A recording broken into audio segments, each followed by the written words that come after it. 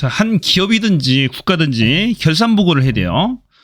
자, 국가도 국가 결산 보고서를 제출을 해야 되는데 매년 4월 10일까지 감사원에 제출을 해야 되는데 이번에는 지키지 않았어요. 4월 10일 날이 선거일이잖아요.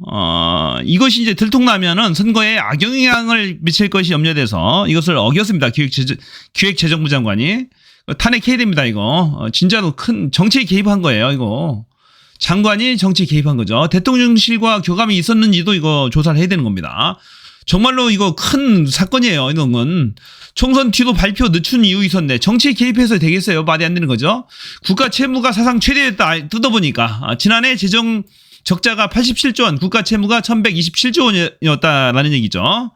자, 역대 최대 부채에다 GDP 대비도 비율이 처음으로 50% 넘었다라는 얘기고, 자, 여기 보게 되면, 자, 표를 한번 볼게요. 표가 있는데, 자, 여기입니다. 자, 통합 관리 재정 수지 해가지고, 통합 재정 수지가 보니까 마이너스 36조 원, 총 수입 대비 총 지출이 그렇다는 얘기입니다. 다음에 관리 재정 수지, 사회보장성 기금을 제외하고 봤더니 거기에서 마이너스 87조 원으로 더 확대되더라는 얘기죠. 자, 사회보장성 기금을 뺀 겁니다. 여러 국민연금 뭐 건강보험 이런 걸 수입을 뺀 거예요. 빼고 보니까 마이너스 87조더라는 얘기입니다.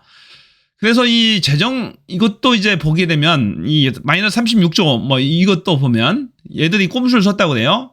56조 원이 세수 펑크 났는데 왜 적자가 36조 원인가 봤더니 기재부가 꼼수를 부렸답니다. 외평 기금 등으로 통계 착시를 일으켜서 실제 재정 규모가 더 클 것이다 라는 그런 보고가 있어요. 보니까 외평 기금을 갖다가 끌어 쓴 겁니다. 보니까 얘네들이 편법을 쓴 거죠.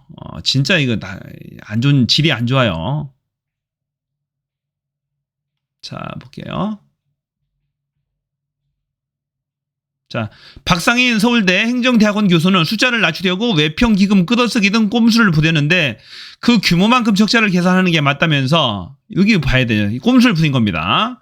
환율 조정이라든지 외환시장 안정을 위한 외평기금을 빼서 쓴 건데 언젠가 다시 보충해야 하는 만큼 미래세대 예산을 가져와 쓴 것과 마찬가지라고 지적했다. 그러니까 꼼수 부린 거야. 이거 얘네들이 꼼수 부린 겁니다. 마이너스 36조라고 꼼수 부린 겁니다. 실질적으로 세수펑크가 56조 원인데 말이 안 되는 얘기예요. 그래서 꼼수를 부렸다라는 얘기입니다. 또 하나 보면 이 재정준칙이 도입돼 가지고 마이너스 관리 수지가 마이너스 3% 이하에서 관리를 해야 되는데 이것도 어겼다라고 합니다. 마이너스 3%도 3%도 어기고, 자, 지난해 관리 재정 수지가 당초 계획보다 크게 높은 3.9%까지 올랐다고 됩니다. 3.9%는 어떻게 계산하냐면은 국내 총생산 GDP 대비 관리 재정 수지 적자 비율 이렇게 이제 계산합니다. GDP 대비 관리 재정 수지 적자 비율이 3.9%다. 이거 3% 이내에서 관리해야 됩니다. 당초 예산안보다 1.3% 높아졌다.